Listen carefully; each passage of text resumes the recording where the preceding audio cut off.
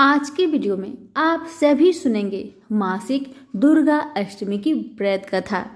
आपको बता दें कि हर महीने की शुक्ला पक्ष की अष्टमी तिथि के दौरान दुर्गा अष्टमी का उपासक किया जाता है। इस दिन श्रद्धालु दुर्गा माता की पूजा करते हैं और उनके लिए पूरे दिन का व्रत करते हैं। प्रेम से सभी बोलिए दुर्गा मैया की जय हो। अब सुनिए कथा। पौराणिक मान्यताओं के अनुसार प्राचीन काल में असुर दंभ को महिषासुर नाम के एक पुत्र की प्राप्ति हुई थी, जिसके भीतर बचपन से ही अमर होने की प्रबल इच्छा थी। अपनी इसी इच्छा को पूरा करने के लिए उसने अमर होने का वरदान हासिल करने के लिए ब्रह्मा जी की घोर तपस्या आरंभ किया। महिषासुर द्वारा की गई इस कठोर तपस्या से ब्रह्मा जी प्रसन्न भी हुए और उन्होंने वैसा ही किया जैसा कि महिषासुर चाहता था। ब्रह्मा जी ने खुश होकर उसे मनचाहा वरदान मांगने को कहा। ऐसे में महिषासुर, जो सिर्फ अमर होना चाहता था, उसने ब्रह्मा जी से वरदान मांगते हुए खुद को अमर करने के लिए उन्हें बाध्य कर दिया। लेकिन ब्रह्मा जी ने महिषासुर को अमरता का वरदान देने की बात ये कहते हुए टाल दी कि जन्म के बाद मृत्यु और मृत्यु के बाद जन्म निश्चित है, इसलिए अमरता जैसी किसी बात का कोई अस्तित्व नहीं होता। जिसके बाद ब्रह्मा जी की बात सुनकर महिषासुर ने उनसे एक अन्य वरदान मांगने की इच्छा जताते हुए कहा कि ठीक है स्वामी, अगर मृत्यु होना तय है तो मुझे वरदान दे दीजिए कि मेरी मृत्यु किसी स्त्री के हाथ से ही हो। इसके अलावा अन्य कोई दैत्य, मानव या देवता कोई भी मेरा वध ना कर पाए। जिसके बाद ब्रह्मा जी ने महिषासुर को दूसरा वरदान दिया। ब्रह्मा जी द्वारा वरदान प्राप्त करते ही महिषासुर अहंकार से अंधा हो गया और इसके साथ ही उसका अन्याय भी बढ़ गया। मौत के भय से मुक्त होकर उसने अपनी सेना के साथ पृथ्वी लोक पर आक्रमण कर दिया, जिससे धरती चारों तरफ से त्राहिमाम होने लगी। उसके बल के आगे समस्त जीवों और प्राणियों को नतमस्तक होना ही पड़ा। जिसके बाद पृथ्वी और पाताल को अपने अधीन करने के बाद अहंकारी महिषासुर ने इंद्रलोक पर भी आक्रमण कर दिया, जिससे उन्होंने इंद्रदेव को पराजित कर स्वर्ग पर भी कब्जा कर लिया। महिषासुर से परेशान होकर सभी देवी देवता त्रिदेवों के पास सहायता मांगने के लिए पहुंचे। इस पर विष्णु जी ने उसके अंत के लिए देवी शक्ति के निर्माण की सलाह दी। जिसके बाद सभी देवताओं ने मिलकर देवी शक्ति को सहायता के लिए पुकारा और इस पुकार को सुनकर सभी देवताओं के भीतर में से निकले तेज के एक अत्यंत खूबसूरत सुंदरी का निर्माण किया। उसी तेज से निकली माँ आदि शक्ति, जिसके रूप और तेज से सभी देवता भी आश्चर्यचकित हो गए। त्रिदेवी की मदद से निर्मित हुई देवी दुर्गा को हिमवान ने सवारी के लिए सिंह दिया और इसी प्रकार वहां मौजूद सभी देवताओं ने भी माँ को अपने अपने एक अस्त्र शस्त्र सौंपे और इस तरह स्वर्ग में देवी दुर्गा को इस समस्या हेतु तैयार किया गया। माना जाता है कि देवी का अत्यंत सुंदर रूप देखकर महिषासुर उनके प्रति बहुत आकर्षित होने लगा और उसने अपने एक दूत के जरिए देवी के पास विवाह का प्रस्ताव तक पहुंचाया। अहंकारी महिषासुर की इस ओछी हरकत ने देवी भगवती को अत्यधिक क्रोधित कर दिया, जिसके बाद से ही माँ ने महिषासुर को युद्ध के लिए ललकारा। माँ दुर्गा से युद्ध की ललकार सुनकर ब्रह्मा जी से मिले वरदान के अहंकार में अंधा महिषासुर उनसे युद्ध करने के लिए तैयार भी हो गया। इस युद्ध में एक एक करके महिषासुर की संपूर्ण सेना का माँ दुर्गा ने सर्वनाश कर दिया। इस दौरान ये भी माना जाता है कि युद्ध पूरे 9 दिनों तक चलता रहा, जिसके दौरान असुरों के सम्राट महिषासुर ने विभिन्न रूप धारण करके देवी को छलने के लिए कई बार कोशिश की, लेकिन उसकी सभी कोशिश आखिरकार नाकाम रही और देवी भगवती ने अपने चक्र से इस युद्ध में महिषासुर का सिर काटते हुए उसका वध कर दिया। अंत में इस तरह देवी भगवती के हाथों महिषासुर की मृत्यु संभव हो पाई। माना जाता है कि जिस दिन मां भगवती ने स्वर्गलोक, पृथ्वीलोक और पाताल लोक को महिषासुर के पापों से मुक्त दिलाई, उस दिन से ही दुर्गा अष्टमी का व्रत प्रारंभ हुआ। सभी प्रेम से बोलिए दुर्गा मैया की जय हो। प्राचीन काल में मनोहर नगर में पीठत नाम का एक अनाथ ब्राह्मण रहता था। वह भगवती दुर्गा का भक्त था। उसके संपूर्ण सद्गुणों से युक्त सुमति नाम की एक अत्यंत सुंदर कन्या उत्पन्न हुई। वह कन्या सुमति अपने पिता के घर वाले काल में ही अपनी सहेलियों के साथ क्रीड़ा करती हुई इस प्रकार बढ़ने लगी जैसे शुक्ल पक्ष में चंद्रमा की कला बढ़ती है। उसका पिता प्रतिदिन जब दुर्गा जी की पूजा करके होम किया करता, वह उस समय नियम से वहां उपस्थित रहती। एक दिन सुमति अपनी सखियों के साथ खेल में लग गई और भगवती के पूजन में उपस्थित नहीं हो पाई। उसके पिता को पुत्री की ऐसी असावधानी देखकर क्रोध आया और वह पुत्री से कहने लगा, अरे दुष्ट पुत्री, आज तूने भगवती का पूजन नहीं किया, इस कारण मैं किसी कुष्ठ रोगी या दरिद्र मनुष्य के साथ तेरा विवाह करूंगा। पिता का ऐसे वचन सुनकर सुमति को बड़ा दुख हुआ और पिता से कहने लगी, पिताजी, मैं आपकी कन्या हूं तथा सब तरह आपके अधीन हूं। जैसी आपकी इच्छा हो वैसा ही करो। राजा से, कुष्ठी से, दरिद्र से अथवा जिसके साथ चाहो मेरा विवाह कर दो, पर होगा वही जो मेरे भाग्य में लिखा है। मेरा तो अटल विश्वास है, जो जैसा कर्म करता है उसको कर्मों के अनुसार वैसा ही फल प्राप्त होता है। क्योंकि कर्म करना मनुष्य के अधीन है, पर फल देना ईश्वर के अधीन है। जैसे अग्नि में पड़ने से तृणादि उसको अधिक प्रतिपद कर देते हैं, इस प्रकार कन्या के निर्भयता से कहे हुए वचन सुन उस ब्राह्मण ने क्रोधित हो अपनी कन्या का विवाह एक कुष्ठी के साथ कर दिया और अत्यंत क्रोधित हो पुत्री से कहने लगा, हे पुत्री, अपने कर्म का फल भोगो। देखो भाग्य के भरोसे रहकर क्या क्या करती हो। पिता के ऐसे कटुक वचनों को सुमति मन में विचार करने लगी, अहो मेरा बड़ा दुर्भाग्य है जिससे मुझे ऐसा पति मिला।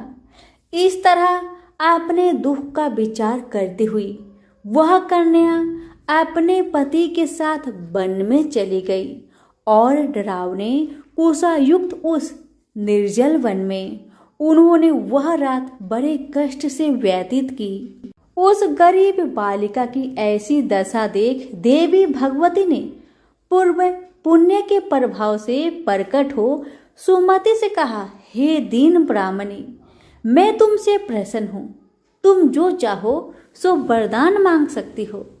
भगवती दुर्गा का यह वचन सुन ब्राह्मणी ने कहा, आप कौन हैं? वह सब मुझसे कहिए। ब्राह्मणी का ऐसा वचन सुन देवी ने कहा कि मैं आदि शक्ति भगवती हूँ और मैं ही ब्रह्म विद्या व सरस्वती हूँ। प्रसन्न होने पर मैं प्राणियों का दुख दूर कर उनको सुख प्रदान करती हूँ। हे ब्राह्मणी, मैं तुझ पर तेरे पूर्व जन्म के पुण्य के प्रभाव से प्रसन्न हूँ।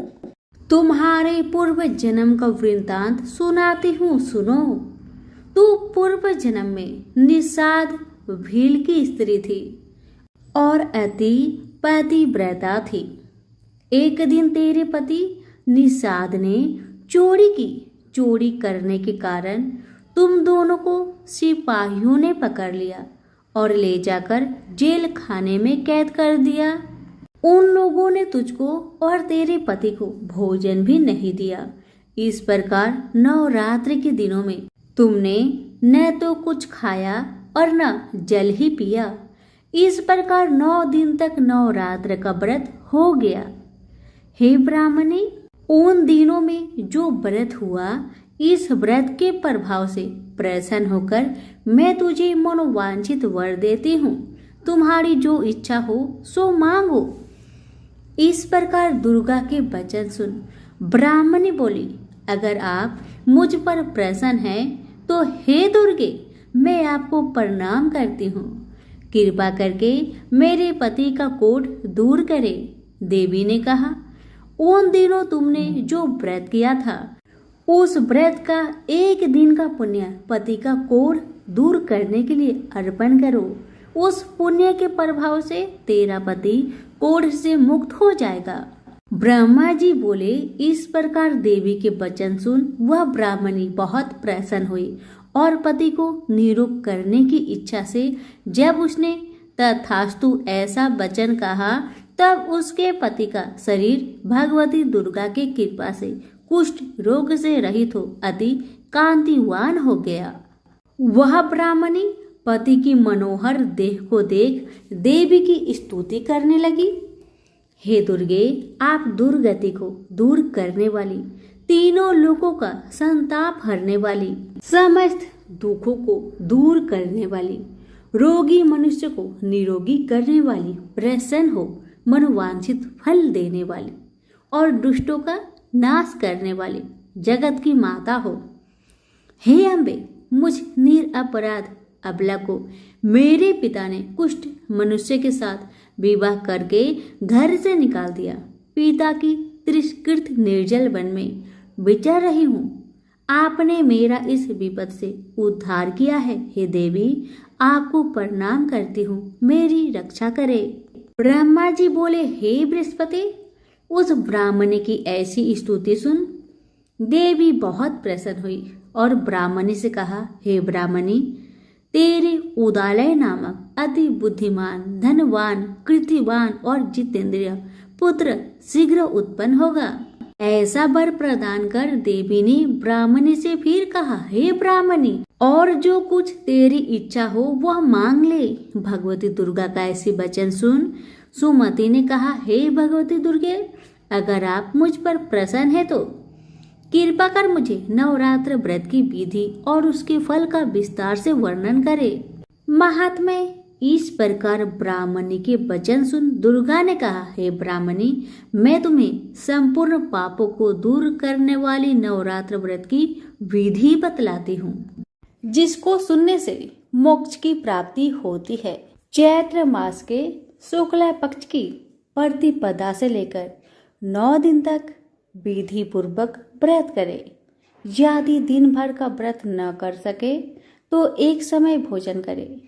विद्वान ब्राह्मणों से पूछकर घट स्थापना करे और वाटिका बनाकर उसको प्रतिदिन जल से सींचे।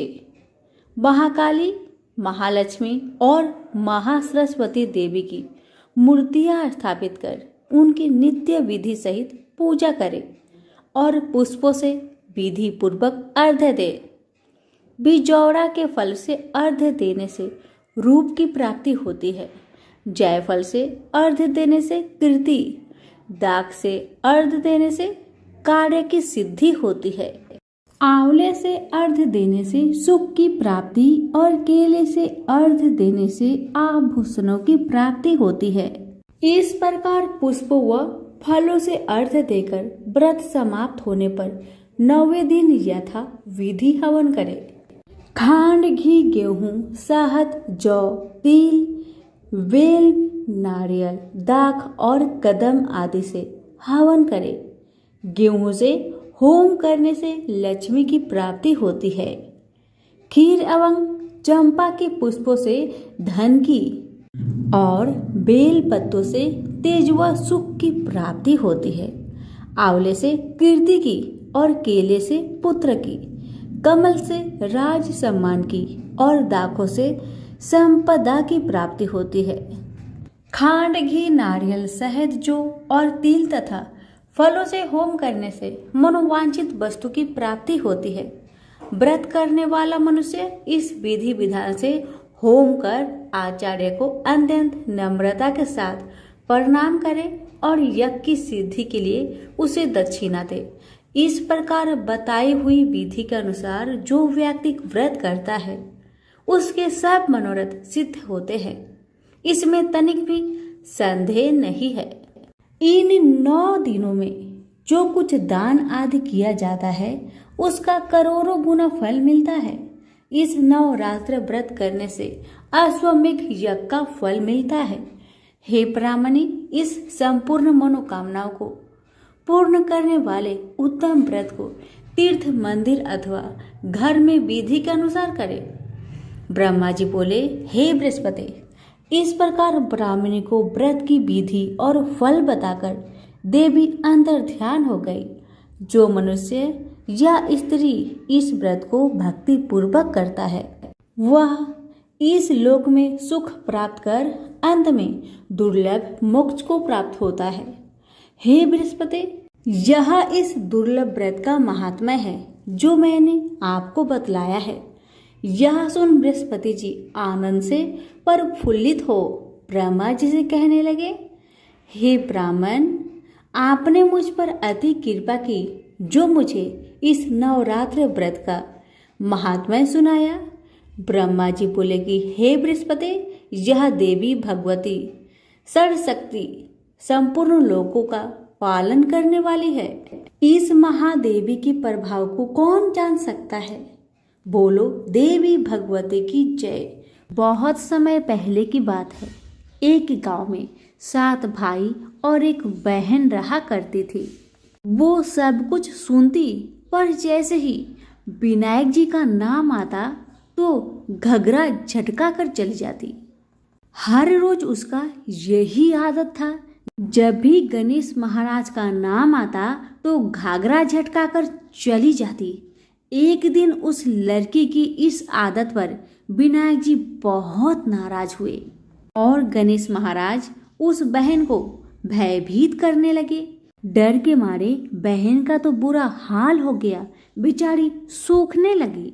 अपनी बहन को सूखता देख 7 भाइयों ने आकर पूछा, बहन क्या बात है, तुम इतनी दुखी क्यों हो, मुझे बताओ। पर भाइयों के बार बार ऐसे पूछने पर बहन ने कुछ नहीं बताया। भाई असफल रहे। सबसे जो छोटा भाई था वह बहुत चतुर था, बहुत चालाक था। उसने आधी रात को अपना वेश बदलकर गणेश महाराज को पकड़ लिया और पूछा कि आप कौन हैं और मेरी बहन के साथ छल क्यों करते हैं। भाई की बातें सुन गणेश जी बोले, मैं तो गणेश महाराज हूँ, तेरी बहन सारी बातें सुनती है, पर जैसे ही मेरा नाम आता है तेरी बहन दूर चली जाती है, इसलिए मैं उसे डराता हूँ। भाई ने पूछा कि आप इसका उपाय बताए तो गणेश जी बोले कि कोई भी कहानी कहो तो गणेश जी की कहानी कहे बगैर नहीं उठना चाहिए।